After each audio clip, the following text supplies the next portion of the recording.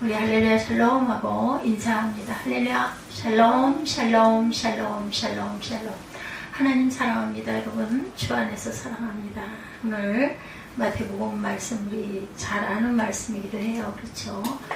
31, 2절 보면 참 어려운 일이기도 합니다. 또 일렀으되 아내를 버리려거든 이혼 증서를 줄 것이라 하였으나 나는 너희에게로는 누구든지 음행의 이유 없이 아내를 버리면 이는 그로 간음하게 하며 또 누구든지 버림받은 여자에게 장가드는 자도 간음하니라 이렇게 말씀하고 있어요.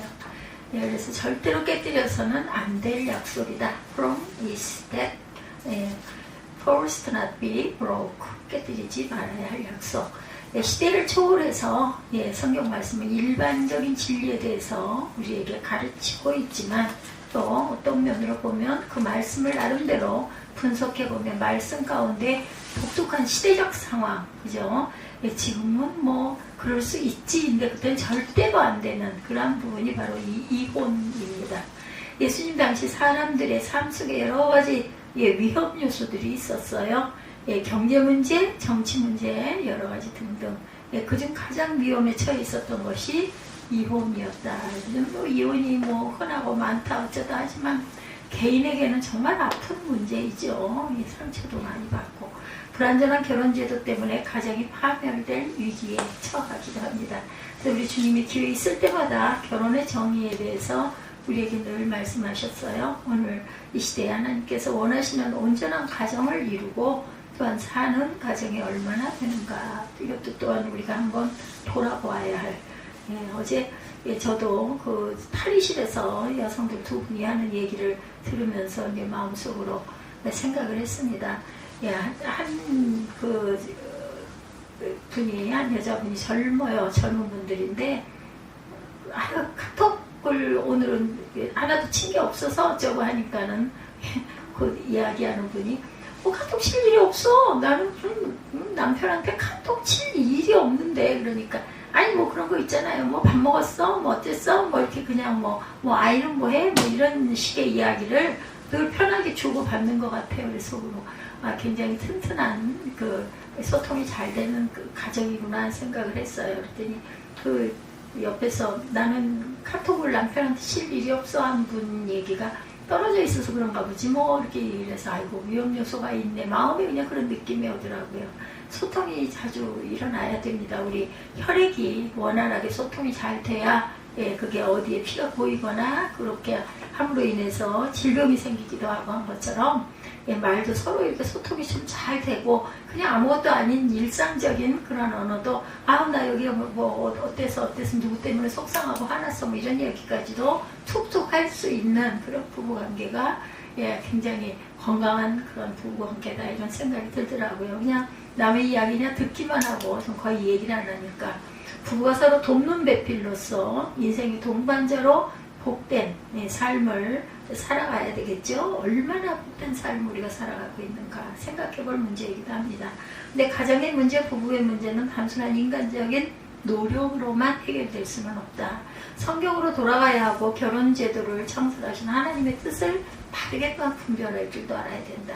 주님은 오늘 본문에서 결혼이 깨질 것에 대해서 경고하고 계시죠. 누구든지 아내를 버리거든 이혼 증서를 줄 것이다. 이렇게 그 시대에는 꼭 이게 필요했고 지금도 뭐 재판 받아가지고 그 이혼에 대한 뭐 합의 이혼하게 되면은 그 합의서를 주죠. 나는 너에게로는 누구든지 음행한 연고 없이 아내를 버리면 이는 저로 간음하게 하며 또 누구든지 버린 여자에게 장가를 드는 자도 간음하니라.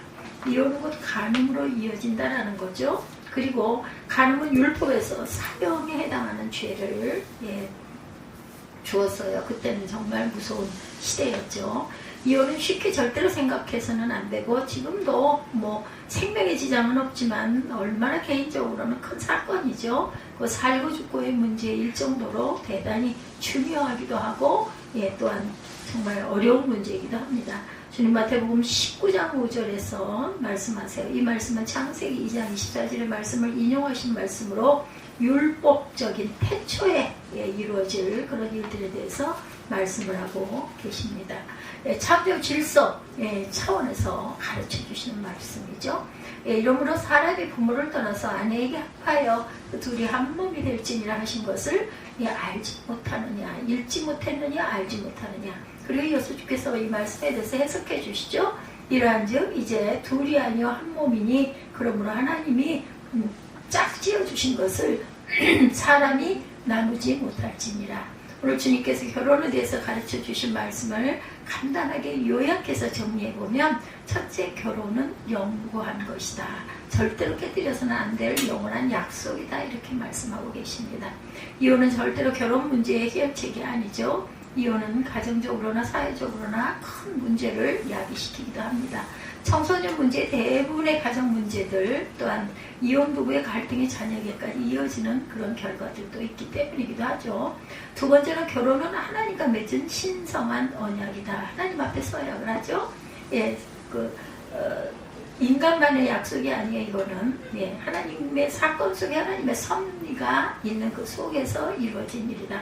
따라서 결혼의 참 뜻을 거룩하게 지켜야 되고, 또한 이를 위해서 부부는 서로 예, 항상 청결해야 된다. 음행은 원인적으로 결혼을 파괴시키는 무서운 죄가 있어요. 이것을 절대로 잊지 말아라. 하나님께서는 이스라엘 백성들에게 결혼의 참 뜻을 새길 수 있는 여러 가지 계명을 주셨어요. 첫째, 인간에게 주신 명령이기도 하고, 축복인 생육하고 번성하라, 땅에 충만하라. 여기에는 알 수 있듯 결혼은 하나님의 창조 역사에 동참하는 아주 가장 아름다운 순종의 모습이다. 또한 인간에게 있어서 가장 우선되는 그런 사랑의 사건이기도 합니다. 결혼은 어쩌면 우리의 생사의 문제보다 더 차원이 높고 또한 우선이기도 하다. 그래서 유대인은 전쟁이 났다 하더라도 이제 막 결혼한 사람은 1년 동안 군대 진검 대상에서 면제가 된다고 하네요. 유대인들은. 신명기 24장 5절 말씀에 사람이 새로이 아내를 취하였거든 그를 군대로 내어보내지 말 것이요 무슨 일이든지 그에게 맡기지 말아라. 이렇게 말씀하고 있어요. 그냥 1년 동안 한가히 거하여 그 취한 아내를 즐겁게 할지니라. 그러니까 신혼의 기쁨을 즐겨라 인 거죠. 1년 동안 취한 아내를 즐겁게 하는 것은 하나님 명령에 순종하는 것이다. 여러분들 배우자에게 쓰시기 바랍니다. 하나님 명령에 순종하는 것이다. 또한 하나님께서는 이혼하는 것을 미워하신다고 말라기 선지자를 통해서 말씀하셨어요. 말라기 2장에 보면 여호와께서 하시는 너희의 허물을 돌아보지도 아니하시며 그것을 너희 손에서 기꺼이 받지도 아니하시거늘 너희는 이르기를 어찌미니까 하는도다. 이는 너와 너의 이러한 그 어려서 취한 아내 사이에 야훼께서 일찍이 증거하셨음을 인정하느니라. 그는 내 짝이요 너와 명약한 하늘에도 내가 그에게 괴사를 행하였도다. 이렇게 말씀하고 계세요. 야훼는 영이 유효할지라도 오직 하나를 짓지 아니하셨느냐. 어찌하여 하나만 지으셨느냐. 이는 경건한 자손을 얻고자 하심이니라. 그러므로 내 심령을 삼가지켜 어려서 취한 아내에게 괴사를 행치 말지니라. 이스라엘의 하나님 야훼가 이르노니 나는 이혼하는 것과 학대로 옷을 기우는 자를 미워하노라. 만군의 야훼의 말이니라. 이렇게 말씀합니다. 말라기 말씀에 이런 말씀이 있어요. 한번 틈날 때 찾아보시기 바랍니다. 말라기 2장 말씀에 있습니다.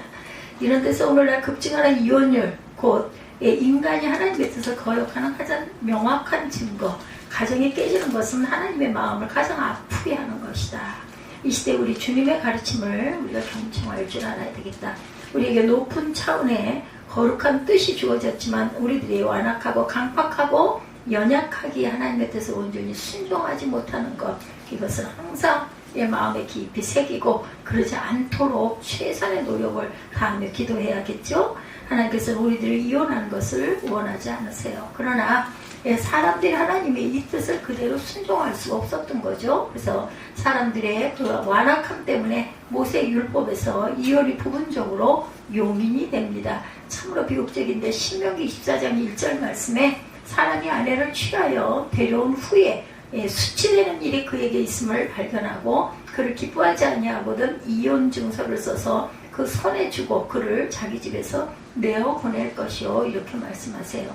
율법대로 한다면 이혼 절차는 너무나 간단하죠. 두 명의 증인 앞에서 여자에게 이혼 증서를 써서 넘겨주는 것이 전부였다고 그래요. 이 요건만 갖추면 이혼은 자동적으로 성립이 됐다고 합니다. 자녀 문제, 위자료 등 도의적인 문제는 전혀 고려되지가 않았다고 그러죠.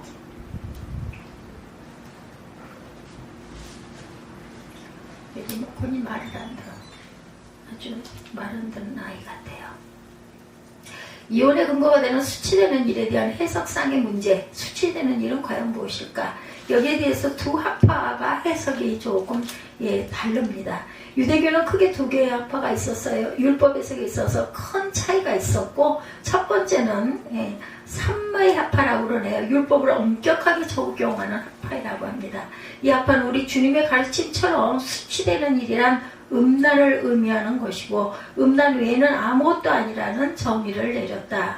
또한 아내가 이세벨처럼 악한 여자를 할지라도 간음이 그 이외로는 결코 이혼할 수 없다, 이렇게 말씀하고 있어요.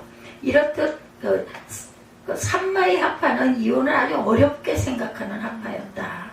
이에 반해서 두 번째 헬라 학파입니다. 헬렐 학파. 율법을 자의적으로 편의적으로 해석을 한다고 해요. 수치되는 일에 대해서 가능한 가장 넓은 방법으로 이해를 했다고 그러네. 헬렐 학파.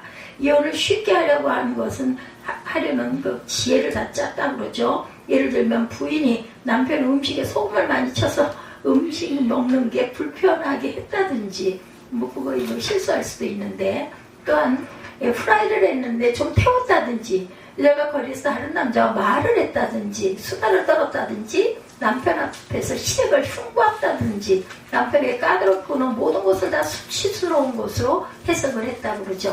이렇게 해석한다면 이혼 안 할 사람이 과연 얼마나 있겠는가. 결혼은 단순히 감정의 산물이 아니죠. 그러나 인간은 감정에 의해서 중요한 일을 결정하는 패단이 또한 있기도 하죠. 그래서 일을 그르치는 경향이 있습니다. 참 우리가 정말 항상 오래 참고 많이 생각할 줄 알아야 되겠죠. 그래서 이혼을 감정적으로 절대로 처리하지 않도록 해야 된다.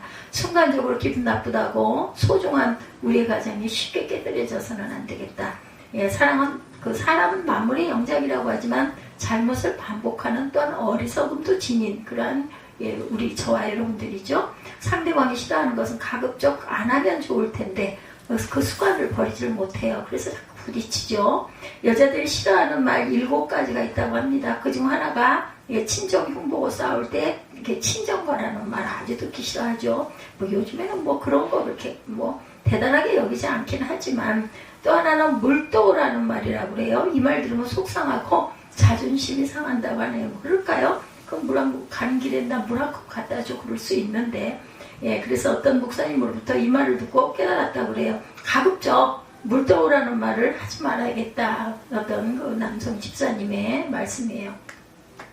그래서 밥 먹고 가만히 있으니까 집사람이 알아서 물도 주고 야구르트도 갖다 주더랍니다. 이 사람 밥 먹고 나면 물 마셔야 되니까 물 떠다 줘야지 생각을 하겠죠. 요즘에야 뭐 그렇게까지 할 필요 없이 그냥 직접 가서 떠먹고 이렇긴 하지만, 말 안 해도 주는데 굳이 상대방 기분을 상하게 할 필요가 뭐가 있겠나. 조금 기다리면 갖다 줄 건데, 이분은 이렇게 생각을 했다고 그래요. 10년 이상 살면서 다져진 부부 사이 웬만큼 그냥 알죠. 이 사람이 뭐가 필요한지, 뭐가 마땅치가 않은지 우리 말 안 하고 있어도 다 압니다. 저 사람이 무엇을 싫어하고 무엇을 원하는지 우리는 알 수가 있어요. 상대방을 싫어하는 줄 알면서 끊임없이 잔소리를 하는 부인이나, 또한 의뢰의 잔소리하는 부인 말을 듣고 흥분하는 남편이나 모두 다 문제가 있다. 저 사람 당연히 말 한번 시작하면 잔소리가 좀 길어. 그냥 그러려니 하고 들어야 되는데 가끔 기분이 나쁘거나 뭐가 걸려있을 때 이런 말 듣다 빽 하고 소리가 나오잖아요. 그래서 서로 눈치 보면서 그 눈치껏 해야 된다는 거죠. 절대로 상대방 감정을 자극하지 말자. 왜냐하면 감정이 폭발하면 우리 이성이 말이 되고, 더 나아가서는 신앙까지 깨어지게 되고, 기분 나쁘면 교회 안 가. 이렇게 되죠. 그렇기 때문에 우리가 항상 그것을 잘 봐가면서 맞춰가면서 해야 돼. 지혜로워야 합니다. 그래서 이런 것 영혼을 실족해 하는 큰 죄를 짓게 된다. 그럼 참된 결혼은 어떤 것일까? 마태복음 19장에서 우리는 그 해답을 찾을 수가 있어요. 오늘 보면 3절에 보면 어리석은 바리새인을 보게 되죠. 5장 3절 잠깐 가서 보죠. 마태복음 5장 3장 10년이 가난한 자는 복이 있는 천국이 그들의 것이요. 산상수훈이에요.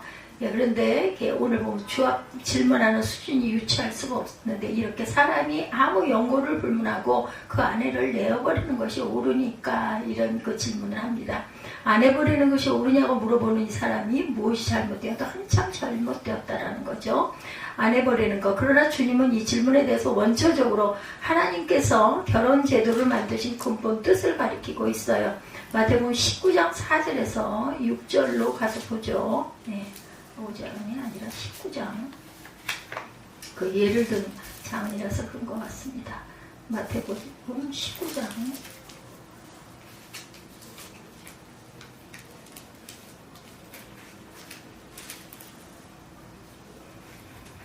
4절에서 6절.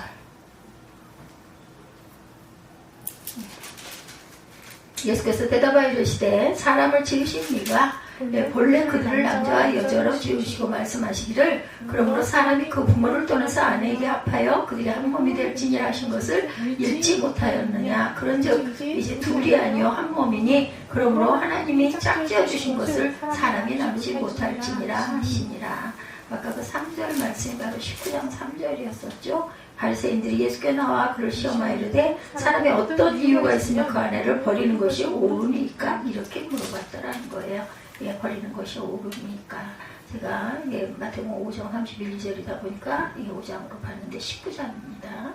이것이 과연 바른 질문일까? 예수께서 대답하시죠. 4절에서 6절 우리가 읽었죠. 예수께서 대답하여 가라사대 사람을